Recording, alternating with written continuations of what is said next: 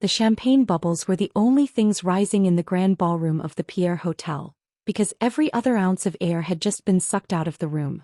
I stood there, my fingers tightening around a glass of sparkling cider, as the stinging scent of expensive lilies mixed with the toxic aroma of elitism. You see, when you're standing in the middle of a $50,000 wedding where the floor wax costs more than your rent, you expect a little friction. But I didn't expect a public execution of my dignity. Before we dive into how a single polyester blend suit jacket nearly ended my life as I knew it, hello to every single one of you joining me today. It is truly a pleasure to have you here in our storytelling corner. Whether you're watching from the bustling streets of New York, the quiet suburbs of London, or anywhere across the globe, how are you doing today? I hope life is treating you with the kindness we all deserve. If you haven't already, please do hit that subscribe button and join our community. Your support is the heartbeat of this channel, and I'd love to have you along for the journey we're about to take. Now look at the woman standing in front of me.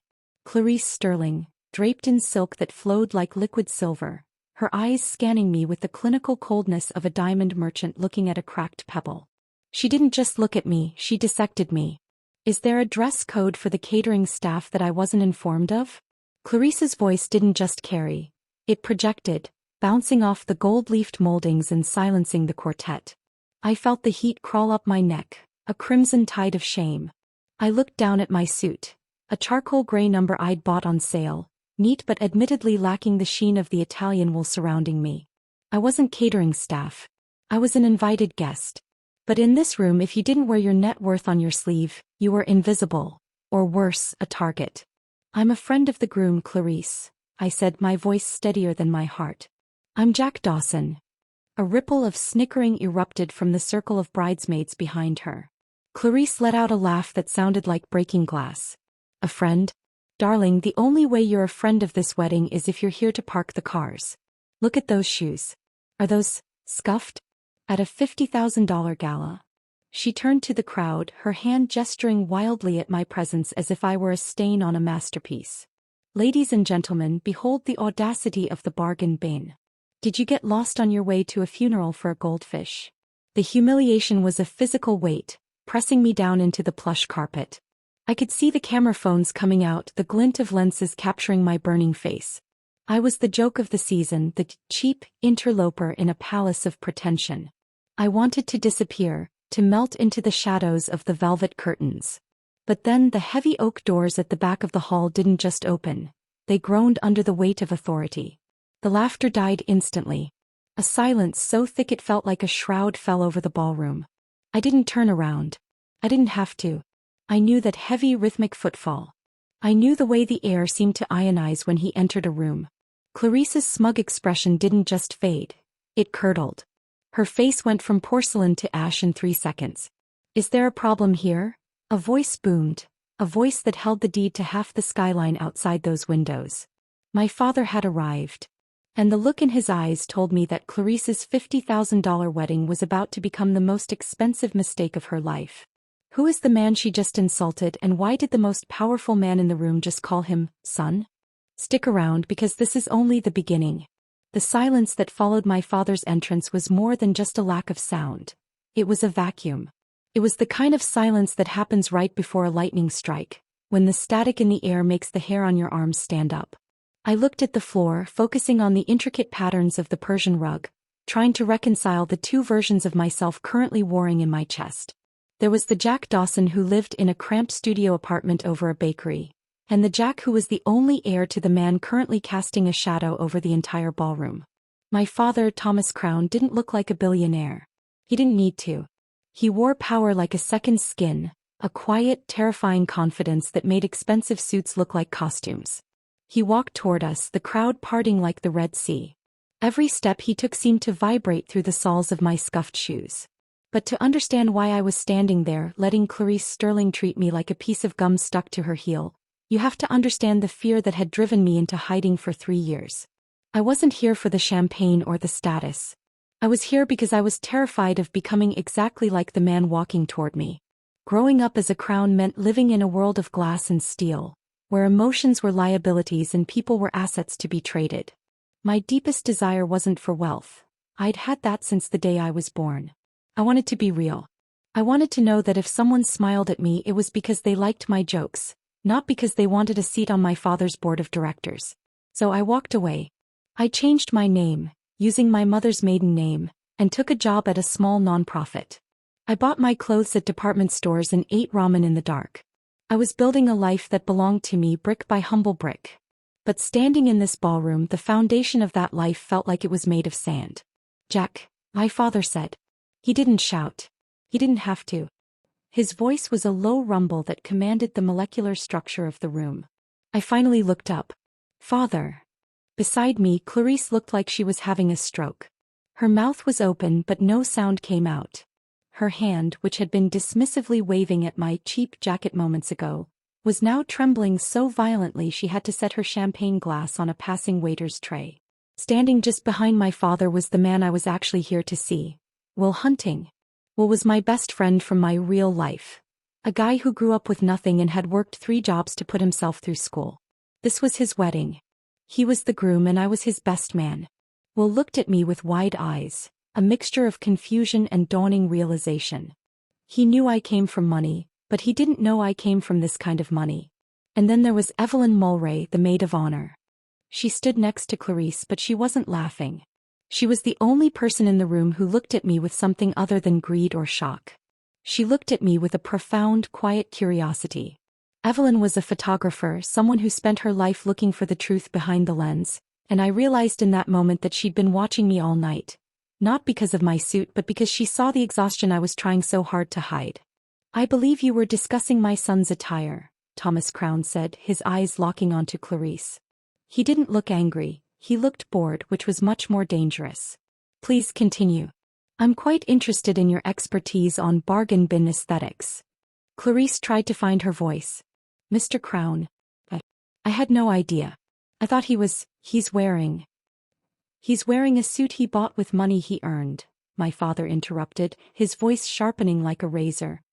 "A concept I imagine is quite foreign to someone who spends 40 minutes a day deciding which of her father's credit cards to max out."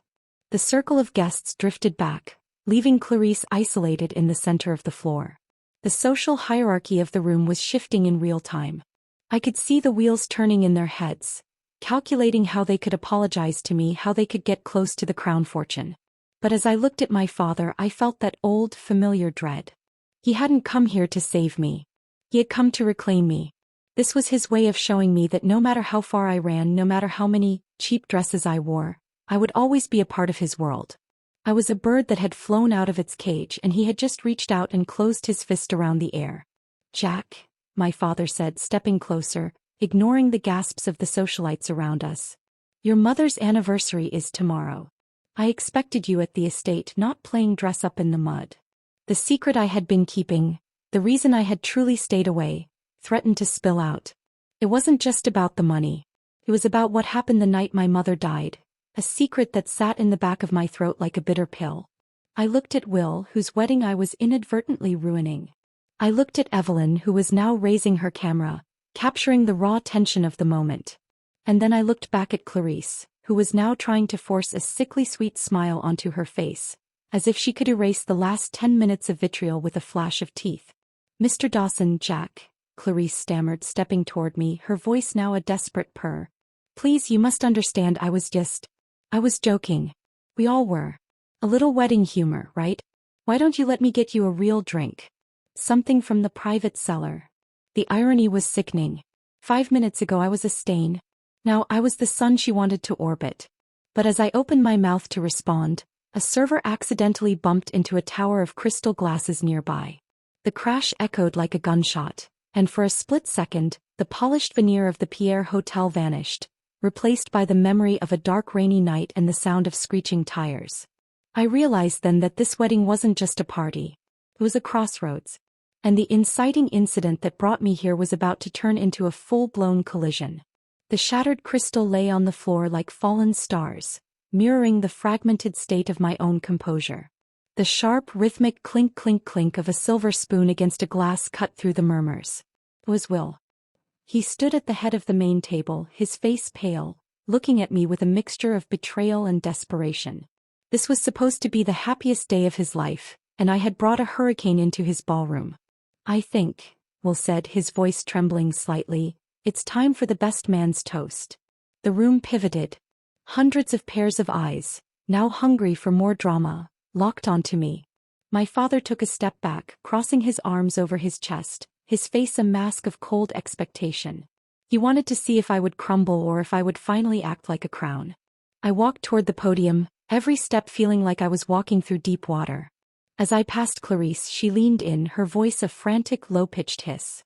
Jack, honey, I'm so sorry about earlier. I'm hosting a gala next week at the Hamptons. I'd love for you to be my guest of honor. We can forget all that silliness, right? The audacity of her pivot was staggering. She didn't see a human being, she saw a golden ticket. I didn't even look at her. I reached the microphone, the feedback whining for a second before I gripped the stand. I came here today to talk about my best friend, Will. I began, my voice amplified and echoing. About how he's the most honest man I know. How he values people for what's in their hearts, not what's on their price tags. I paused, looking directly at my father. But I realized today that honesty is a luxury some people in this room can't afford. Just as I prepared to launch into the heart of the speech, the heavy oak doors at the back of the hall didn't just open, they were thrown wide. A woman in a rain-slicked trench coat stood there, breathing heavily. She looked completely out of place against the $50,000 decor.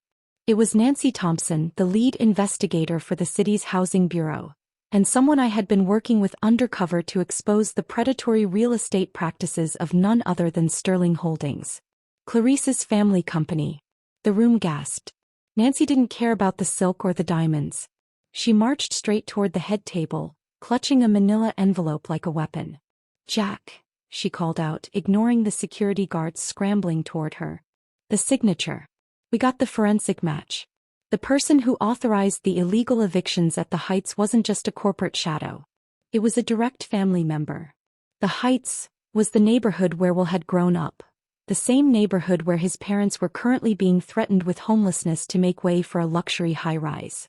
I had been secretly funding the legal defense, but I needed the smoking gun to stop the demolition. Clarice's father, a man who looked like a silver-haired vulture, stood up, his face turning a mottled purple. What is the meaning of this? Security, remove this woman. Wait. I shouted into the microphone, the sound booming like thunder. Let her speak. Nancy reached the podium and slid a single document onto the wood in front of me. It's all here, Jack. The order to falsify the building codes to force the tenants out. Signed and dated. I looked down at the paper. My heart stopped. The signature at the bottom wasn't Clarice's father. It wasn't some faceless executive. The room seemed to tilt. I looked from the paper to my father, who remained eerily still. Then I looked at the person standing next to Clarice. It was her brother, who I'd never met, but whose name was now screaming off the page. But there was something else. A secondary signature, an observer or partner notation that sent a chill down my spine. It was a partnership agreement between Sterling Holdings and Crown International. The crowd was leaning in now, the air thick with the scent of a scandal far bigger than a cheap dress. This wasn't just about a wedding anymore. It was about a conspiracy that hit the very people I cared about. Is this true? I asked, my voice barely a whisper into the mic, though it carried to the back of the room. Father, did you know they were clearing out Will's neighborhood? My father didn't blink. It's business, Jack. Progress requires space. I told you you weren't ready for the real world. Before I could respond, Evelyn, the photographer, stepped forward. She had been snapping photos of the document over my shoulder. This isn't just business, she said, her voice clear and brave. This is a crime. In that moment, the romantic tension that had been simmering between us since we met at the rehearsal dinner spiked. She wasn't just a witness, she was becoming an ally. She looked at me, her eyes saying I'm with you, even as the guards closed in on Nancy. The inciting incident wasn't just my father walking in. It was the realization that my two worlds hadn't just collided, they were at war. And the woman who had humiliated me for my cheap clothes was about to find out that the man she mocked was the only thing standing between her family and a prison cell. Will, I said, turning to my friend, whose face was now a mask of horror. I'm so sorry. But we are leaving. Right now. You aren't going anywhere, my father said, his voice dropping to a dangerous, low octave. The first major twist had landed. My father wasn't just there to bring me home. He was there to protect the deal that would destroy my best friend's life. The grand ballroom felt like a pressure cooker. The music had stopped, replaced by the frantic whispering of 500 people who had come for a wedding and stayed for a corporate execution. Security guards moved in a phalanx toward Nancy, but I stepped off the podium, blocking their path. "Don't touch her," I said, the authority in my voice surprising even me. It wasn't the voice of Jack the nonprofit worker. It was the dormant steel of a crown. My father's eyes narrowed. "Jack, step aside. You're making a scene at your friend's expense. Think about the optics." "The optics?" I barked a hollow laugh. "You're worried about how the caviar looks while you're signing the warrants to kick Will's mother out of her kitchen? You didn't just come here to reclaim me, did you? You came here to ensure this deal stayed buried under the celebration." I felt a hand on my arm, soft, steadying. It was Evelyn. She had moved with the grace of a shadow, her camera still slung over her shoulder. "Jack, we need to get that document to a secure server. No. Before accidents start happening to the evidence." Her proximity sent a jolt through me. In the midst of this sterile, gold-plated chaos, she felt like the only solid thing I could hold on to. But the obstacles were mounting. The Sterling family wasn't about to let their reputation and their freedom walk out the door. Clarice, realizing the golden ticket was actually a hand grenade, shifted her tactic from seduction to survival. "He's lying," Clarice screamed, her voice hitting a glass-shattering register. "That woman is a disgruntled trespasser. Jack is. He's clearly having some sort of breakdown. He's obsessed with these low-income projects." She turned to the guests, her eyes wide with manufactured terror. "Please, someone call the police. He's ruining my brother's wedding. He's stolen documents." It was a brilliant, desperate red herring. By framing me as mentally unstable, she was trying to discredit the evidence. The guests, ever loyal to the hand that feeds them the most expensive scotch, began to murmur in agreement. I saw the doubt flickering in the eyes of people I'd known for years. "Will," I said, turning to the groom, "you have to believe me. Everything I've done for the last 6 months was to protect the Heights. To protect your home." Will looked at the manila envelope, then at the Sterling family and finally at me. The tension was unbearable. He was caught between the life he had worked so hard to build, this marriage into high society, and the truth of where he came from. I don't know what to believe, Jack," Will whispered, his voice breaking. "You've been lying about who you are since the day we met. How do I know this isn't just another game for you?" It was the ultimate sting.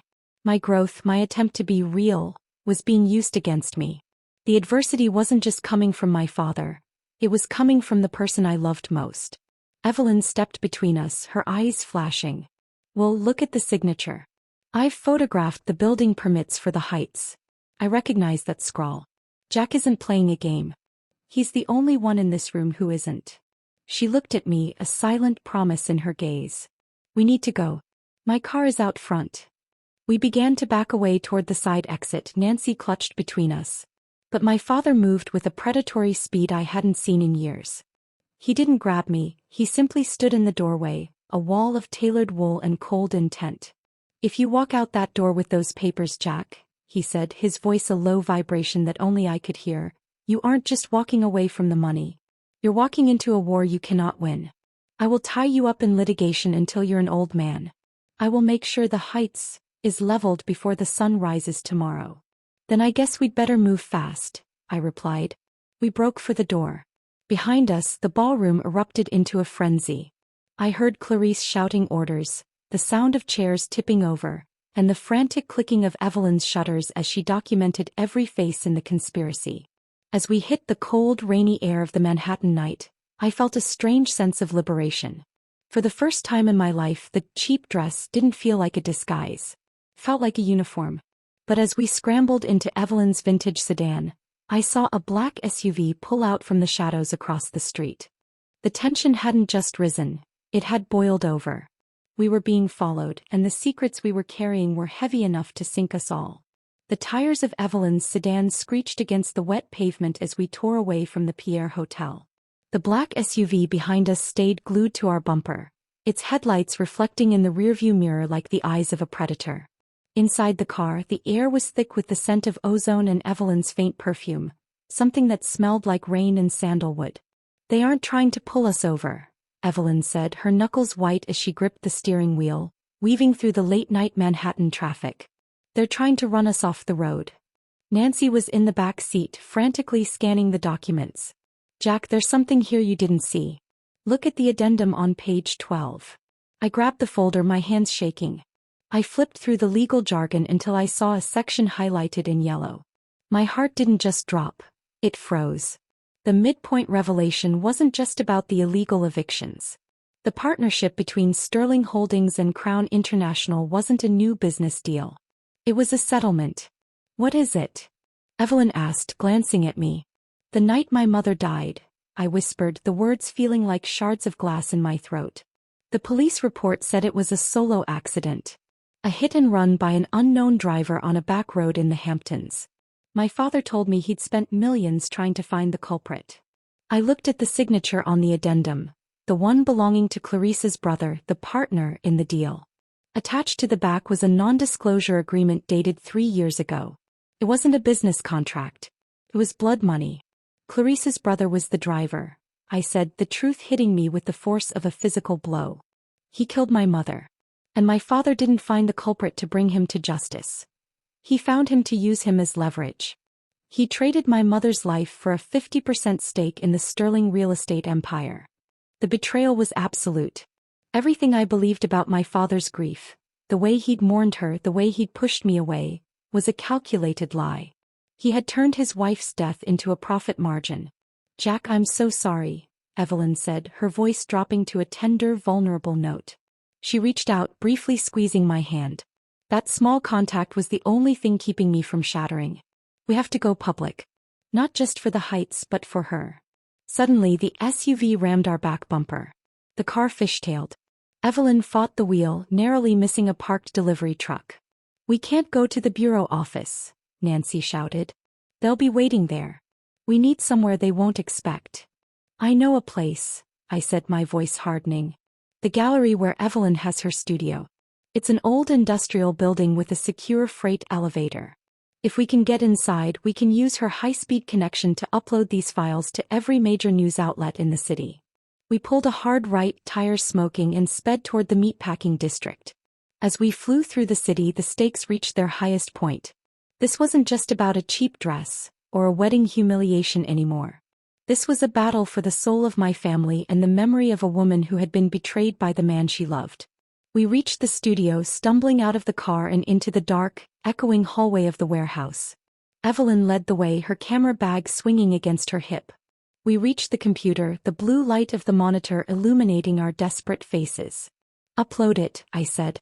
But as the progress bar began to crawl, 10%, 20%, the lights in the studio flickered and died. A heavy metallic clunk echoed from the hallway. The electronic locks had been engaged. A shadow appeared in the doorway. It wasn't a security guard. It was my father. He stood there, silhouetted by the moonlight streaming through the floor-to-ceiling windows.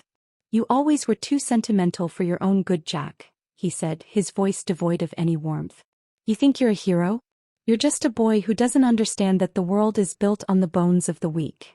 The passion I felt for Evelyn, the determination to save Will's home, and the raw grief for my mother collided in that moment. I stood in front of the computer, shielding it with my body. The bar is at 50%, Father, I said, my voice cold and steady. And in 5 minutes the whole world is going to know exactly what you traded her life for. The air in the studio was frigid, tasting of dust and the metallic tang of fear. My father didn't move. He simply stood there like a statue of some ancient, vengeful god. The only light came from the laptop screen, casting a ghostly blue glow on our faces as the progress bar ticked upward with agonizing slowness. 55%. 56%. You think a digital file changes the gravity of the earth, Jack? My father asked, his voice a low, terrifying silk. I own the servers. I own the lines that carry that data. Do you really believe I haven't already made a phone call? Suddenly, the progress bar turned a violent shade of red. Error. Connection lost. Evelyn hammered at the keys, her breath coming in short, panicked gasps. He cut the fiber line to the building. The internal network is dead. We're blocked, Jack. We're completely cut off. The darkest hour had arrived and it was cold and absolute. Nancy looked at the door then back at us, her face pale. We're trapped. He's got guards at every exit and the elevators are locked from the basement. My father stepped into the room, the moonlight catching the silver of his hair. It's over. Hand over the physical documents, Jack. Give me the drive. We go home, we tell the press you had a minor episode at the wedding and we bury this forever. If you don't. He trailed off, the unspoken threat hanging in the air like a noose. Think about your friends. Think about Evelyn. He has a promising career. It would be a shame if her reckless behavior tonight ruined her reputation permanently. He was doing it again, turning people into leverage. He was threatening to destroy the woman I was falling for just to protect his bottom line. I looked at Evelyn. She looked back at me and for a moment the world outside the warehouse didn't exist. I saw the fear in her eyes, but deeper than that, I saw a profound disappointment. Not in me but in the world my father represented. Jack, she whispered, if we give up now he wins. Not just tonight. He wins her memory. He wins the heights. He wins everything.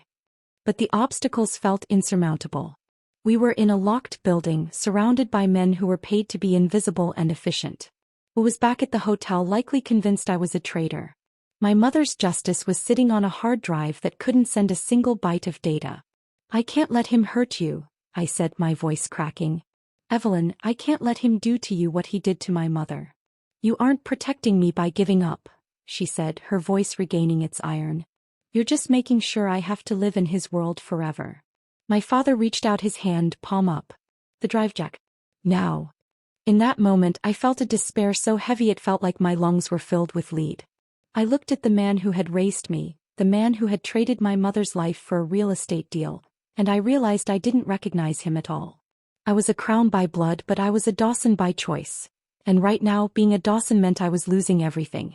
I slowly reached into my pocket and pulled out the flash drive. Evelyn turned away, her shoulders shaking.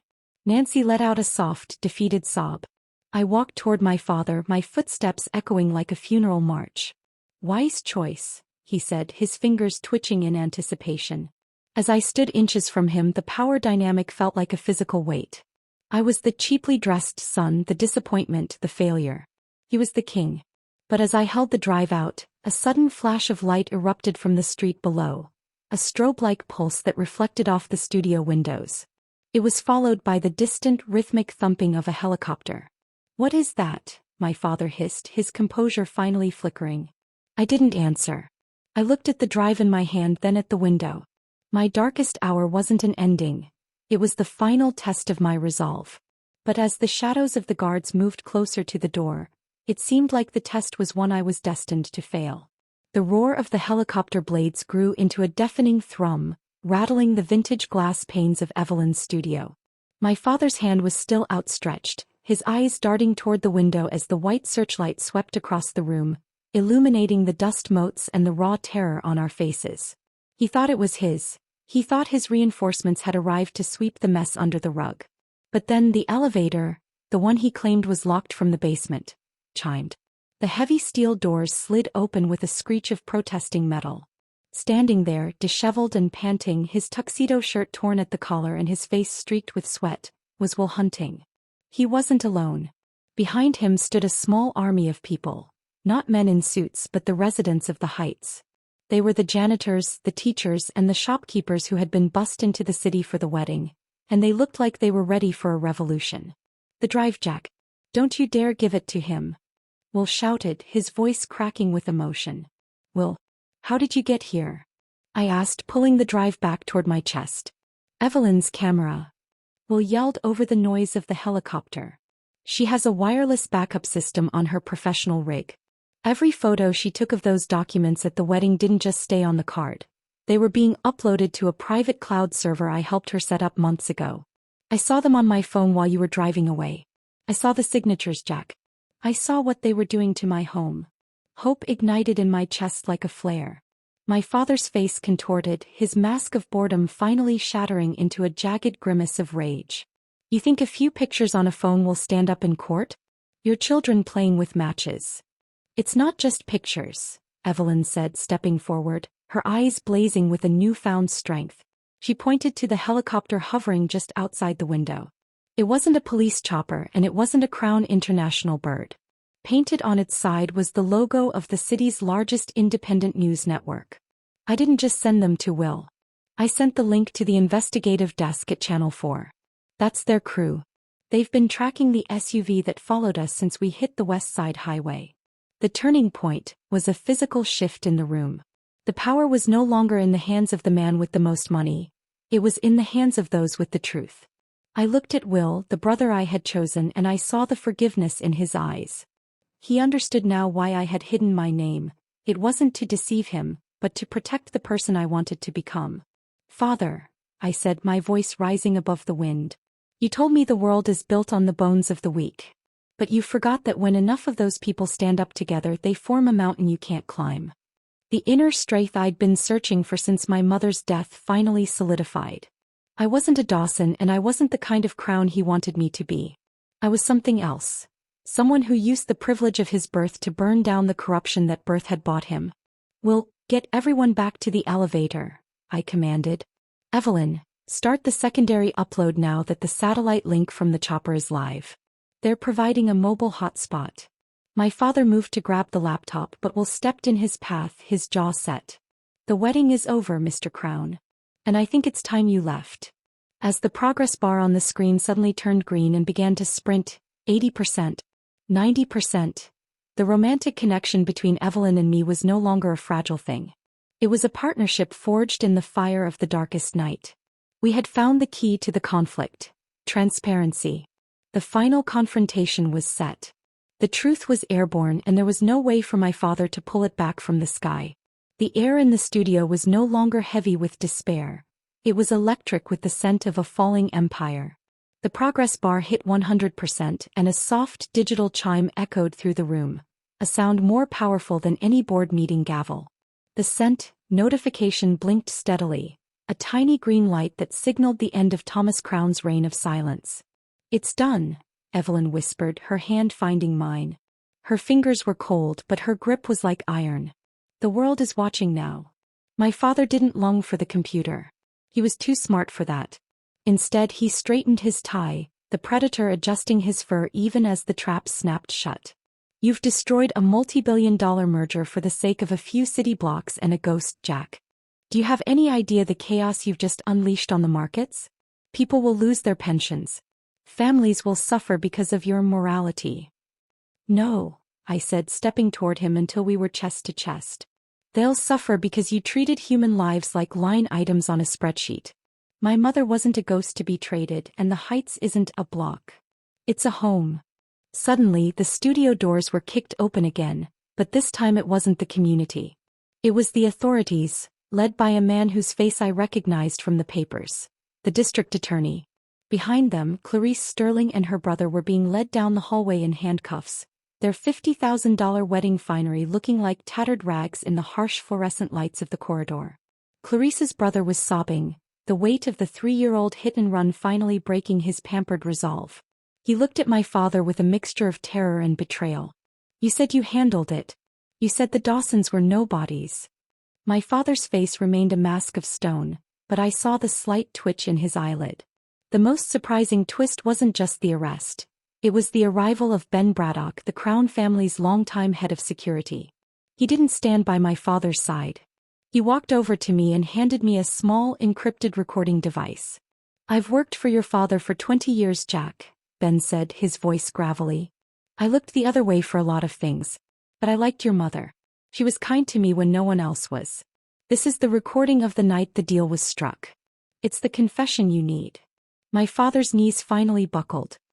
He sank into one of Evelyn's velvet studio chairs, the king suddenly looking very old and very small in his expensive suit. The cheaply dressed man he had mocked was the one standing over him, not with a weapon but with the truth.